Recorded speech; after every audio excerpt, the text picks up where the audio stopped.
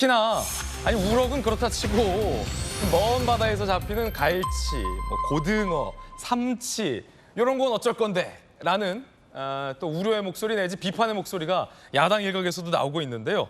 잠시 후에 전문가와 함께 궁금증 하나하나 풀어보겠습니다.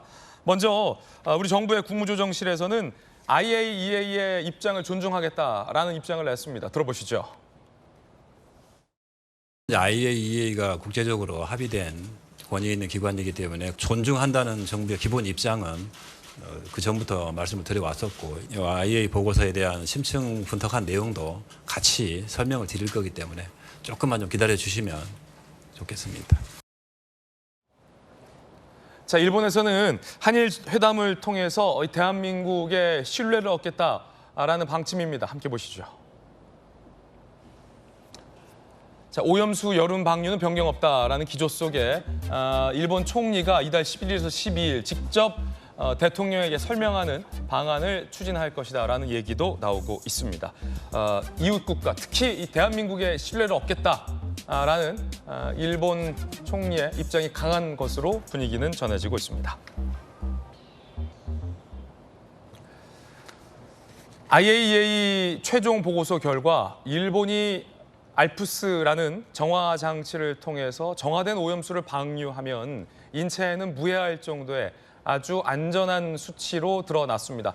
그럼에도 불구하고 야당을 중심으로 의문을 제기하는 목소리는 여전합니다. 특히나 앞서서 말씀드렸던 것처럼 고등어, 갈치, 참조기, 멸치는 어떡할래? 라는 우려 내지 비판의 목소리도 있습니다.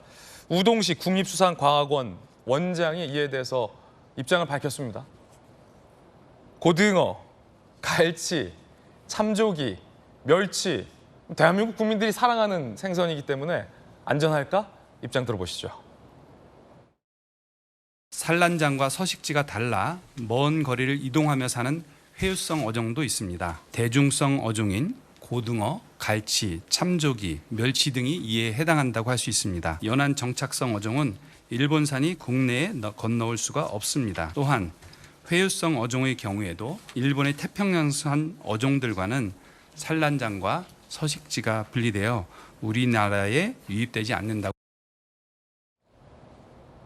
국립수산과학원 원장이 발표했습니다. 자, 이런 답변이 나오게 된 배경에는 세슘 우럭이 일본 후쿠시마 해역 연안에서 발견이 되자 국내 정치권에서 야당을 중심으로 일본 앞바다에서 세슘 우럭이 나왔는데 우리나라 우럭도 문제 있는 건 아니냐라는 문제 제기가 나왔습니다. 그러자 역시 국립수산원에서 일본에서 자라는 우럭과 우리나라에서 자라는 우럭은 다른 우럭이다. 연안에서 생활하기 때문에 바다 건너 한국까지 올 수 없다라는 답변을 했는데 그러자 또 정치권을 중심으로 고등어, 갈치, 참조기, 멸치는 어떨 거냐라는 비판의 목소리가 있어서 국립수산과학원 원장이 입장을 밝힌 겁니다. 오늘 원자력공학계에 있어서 굉장히 또 정재학 교수님 모셨는데 원자력공학의 대가에게 고등어, 갈치, 참조기, 멸치와 관련된 질문을 드려서 좀 죄송하긴 한데 사실은 또 우리 대한민국 국민들이 또 사랑하는 생선이기도 하고 많은 수산업자들이 사실 걱정하고 있어요. 고등어, 갈치, 멸치, 참조기 파시는 분들은 타격 있을까 봐 너무 걱정을 많이 하시기 때문에 자, 신뢰를 무릅쓰고 원자력공학 전문가께 여쭙겠습니다. 괜찮습니까? 네, 뭐 결론적으로 말씀드리면은 걱정 안 하셔도 된다라고 답변을 드릴 수가 있고요. 예, 다행이네요. 그러니까 우리가 그 어류에 들어있는 방사성 물질은 궁극적으로 보면 이제 일본에서 사고 때 발생한 방사성 물질이 해수로 들어갔다가 해수에서 전이가 된 거거든요. 그러니까 해수의 농도가 충분히 낮다면 사실은 어류로 전이되는 그런 방사성 물질의 양은 또 무시할 수 있는 수준이라고 볼 수가 있습니다. 그래서 너무 우리가 뭐 미지의 상태였던 그런 게 아니라 해수의 농도를 이미 알고 있기 때문에 그에 따르면은 어류에서의 방사성 물질의 양과 농도는 무시할 만한 수준이다라고 말씀드릴 수 있습니다. 그렇군요. 왜냐하면 어제 이제 저희 돌직구 쇼에 이제 출연하신 박용진 의원 같은 경우도 뭐 그 수산물 전문가가 아니니까 이런 걱정 내지 질문을 했었거든요. 일본 앞바다에서 사는 생선 말고 고등어, 갈치, 멸치 같이 돌아다니는 생선들은 그럼 어떡할 거냐라고 이제 우려를 했는데 전혀 걱정할 필요 없다는 말씀이시군요. 그렇죠. 그리고 또 그 우리가 이제 그 일본산 수산물에 대한 또 그 수입 통제 뭐 이런 체계도 또 있고요. 그리고 이미 그 2011년에 사고 후에 많이 방출된 방사성 물질이 있었는데 그 이후에 우리가 수산물을 계속 소비를 하고 있지 않습니까? 네. 그 사이에 어떤 유의할 만한 문제가 없었다라는 거는 결국 뭐 오염수를 방출을 하더라도 그로 인한 어떤 생선의 오염 뭐 이런 걱정은 안 하셔도 된다 이렇게 말씀드리고 그렇군요. 교수님 뭐 저 개인적인 질문 좀 드리자면 고등어 좋아하십니까? 네, 수산물 좋아합니다. 아, 고등어 좋아하세요? 예. 아, 저도 고등어 구이 참 좋아해서 많이들 우리 국민들 걱정하지 마시고 고등어, 멸치, 참조기 또 하나 뭐였죠? 갈치, 우럭 많이들 또 드시기 바라겠습니다. 왜냐하면 요즘 수산물 시장도 그렇고 수산업자분들이 자영업자분들이 너무 힘들어하세요. 제 주변에 계신 분들도 안전한데 아직 방류도 안 되는데 좀 안전하고 깨끗한 생선 안 드신다. 근데 방류 이후에도 생선에는 걱정이 없다. 고등어, 갈치, 멸치, 참조기, 우럭들 많이 드시기 바라겠습니다. 저도 많이 먹겠습니다. 자, 수산물을 안전성과 관련해서 부가적인 Q&A 시간도 한번 가져보겠습니다. 궁금한 것들 아예 다 물어보죠. 국내 연근의 수산물 방사능 수치 높아지나? 라는 문제 제기도 있었습니다. 그런데 한국해양과학기술원이 입장을 냈어요. 한국원자력연구원 같이 10년 지나야 삼중수소 평균 농도 10만 분의 1에 도달한다라는 얘기를 했습니다. 자, 교수님, 요 우려는 이제 일본이 방류를 시작하게 되면 만약 여름부터 우리나라 바다에도 방사능 수치가 높아지는 거 아니냐, 삼중수소 관련해서 라는 문제 제기인데요. 어떻게 보십니까? 그러니까 과학적으로 말씀드리면 숫자로 나타내면 0은 아니겠지만 예. 사실은 너무너무 숫자가 작아서 실질적으로 의미 있는 수치가 아니다라는 것이 그 해양과학기술원과 한국원자력연구원의 시뮬레이션 결과에 따르면 그렇게 밝혀지고 있습니다. 그렇군요. 따라서 그 부분이 이제 숫자로는 0이 아니지만 실제로 의미가 없는 그런 수준이라고 말씀드릴 수 있고요.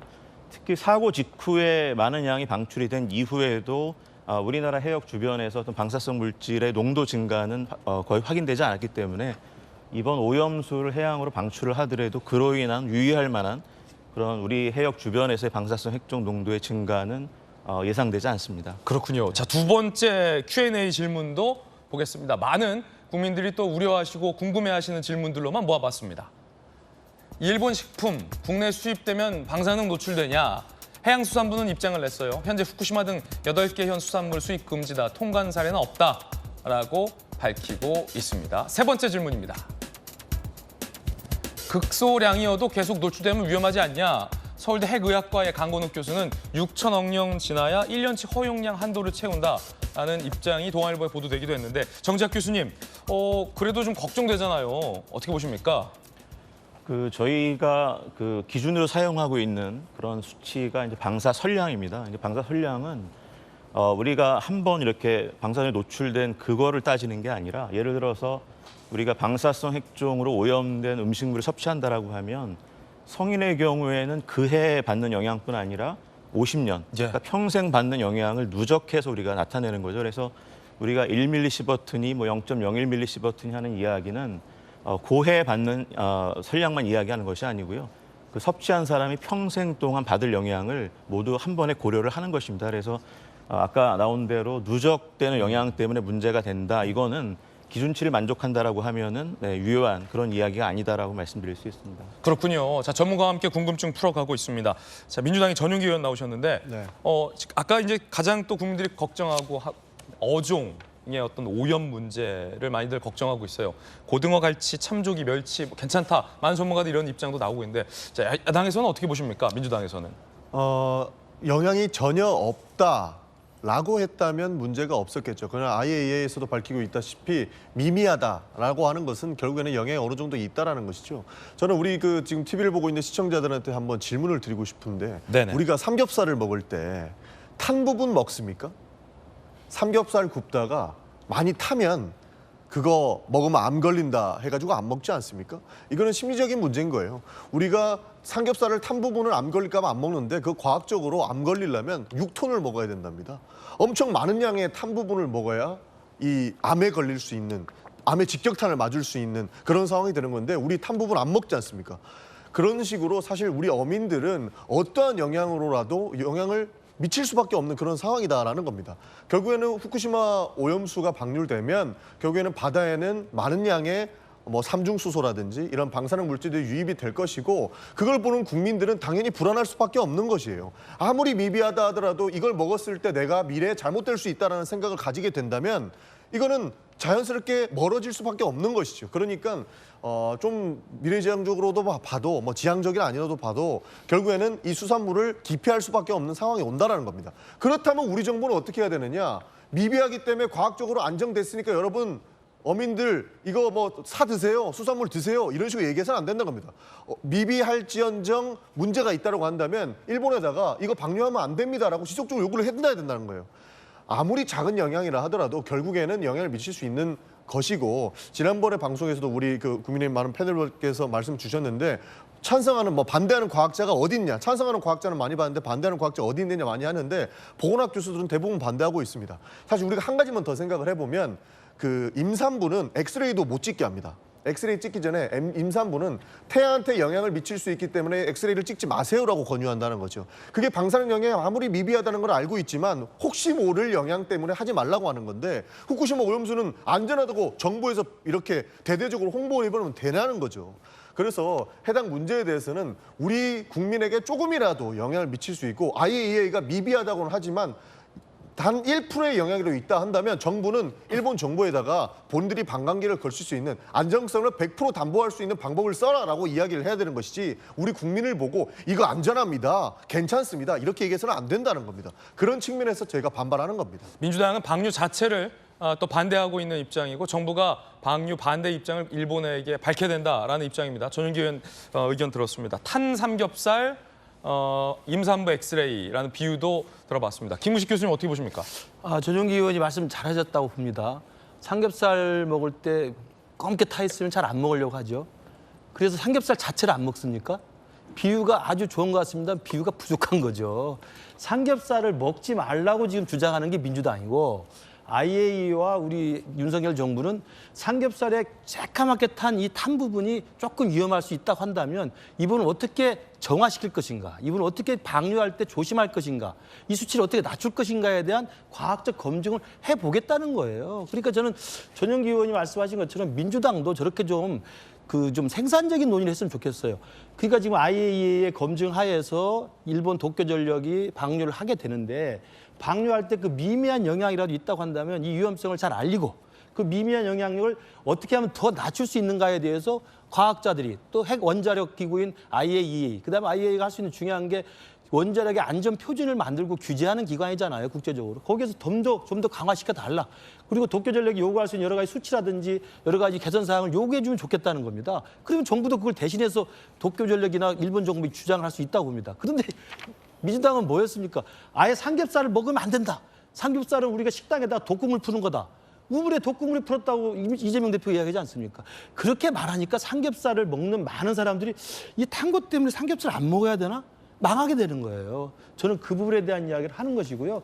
그래서 오늘 어디 신문에서 해외에 있는 우리 과학자 석학분들이 하신 그 비유 중에 저는 그게 딱 와닿던데 DNA 검사를 하면 99.9% 일치한다고 그러잖아요. 그럼 0.1% 일치 안 한다고 아니라고 할 겁니까? 그 숫자를 이야기하면 당연히 100%가 좋죠. 그러나 과학이라는 것은 지금까지의 과학적 기준으로 99.9%가 일치한다고 하면 그게 일치하는 겁니다. 근데 0.1% 일치하지 않으니까 그 친자가 아니다라고 주장하는 꼴이 비슷하게 되는 거예요. 저는 그래서 좀 더 일본 정부에 대해서 도쿄전력에 대해서 IAEA에 대해서 많은 걸 요구하고 검증을 강화하는 요구를 하는 건 민주당으로서 정말 좋은 일인데 예. 정부를 향해서 그리고 국민들을 향해서 근거 없이 삼겹살 먹으면 안 됩니다. 삼겹살 먹으면 안 걸립니다. 이렇게 말하지 말라는 거죠. 예, 여야 의견 전해드리고 있습니다.